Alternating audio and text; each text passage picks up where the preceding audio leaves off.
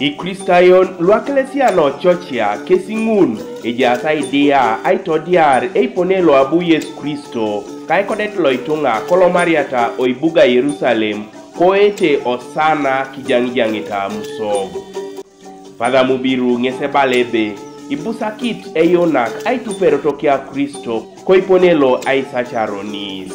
On Sunday, our Lord triumphantly entered into Jerusalem, and the people declared him, sang for him, Hosanna.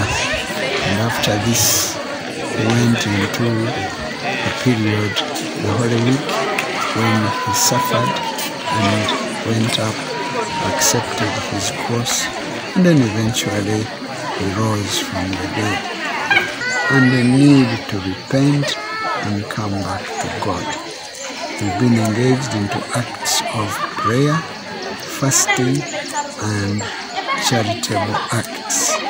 All this is all intended to break us, turn away from sin, turn away from whatever enslaves us, and turn back to God. Robert Echemu, Apolokito ni catechist Lukosen Peter Kanishu Sorungo Parish, Yes ebalebe iboreyene Paul nesi Ikristayon aideleleun ayono kej. Achan kotoma Kristo luminan.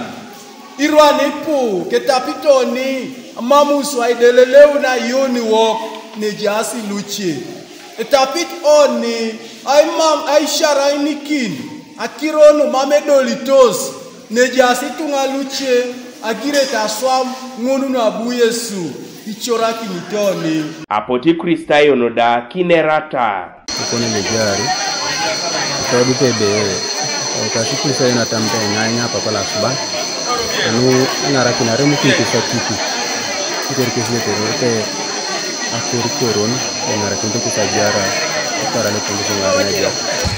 Siaunga kirani puni kama kisah chana sana kai Yesu Kristo. Otoma.